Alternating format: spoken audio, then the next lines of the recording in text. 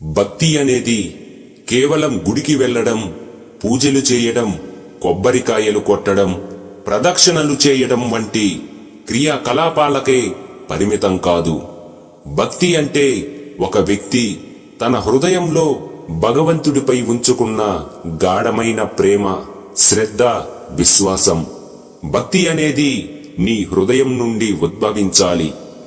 అది ఆచారాలు, పూజలకు మాత్రమే కాకుండా నీ ఆలోచనలు, నీ మనస్సు, నీ కర్మ ద్వారా కూడా వ్యక్తమవుతుంది.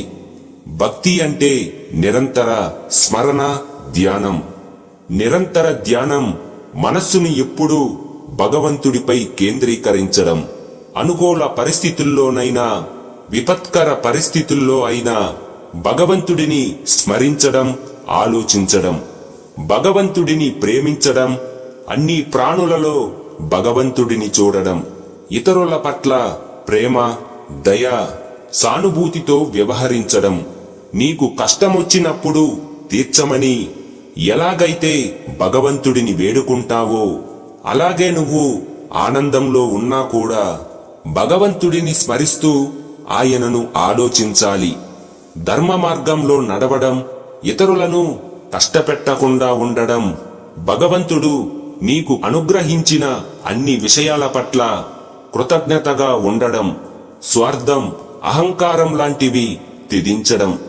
పూజలు, గుడికి వెళ్లడం వంటి కార్యాలు భక్తిని వ్యక్తపరచడానికే.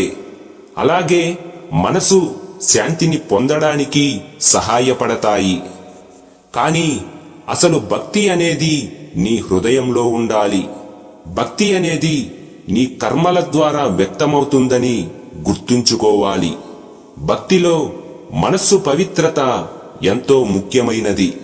100 నియమాలు పాటిస్తూ పూజలు చేసినా నీ హృదయం శుద్ధిగా, నిస్వార్థంగా లేకపోతే ఆ పూజకు అంతటి విలువ ఉండదు. నీ భక్తి శుద్ధమైనదైతే నువ్వు ఇచ్చే చిన్న అర్పణ కూడా అపారమైన ఫలితాన్ని ఇస్తుంది. నియమాలు పాటించడం కంటే నీ హృదయం, మనస్సు ఎంత పవిత్రంగా భగవంతుడి మీద సత్వరమైన విశ్వాసంతో ఉన్నాయో లేవో ఆ విషయాన్ని తెలుసుకో.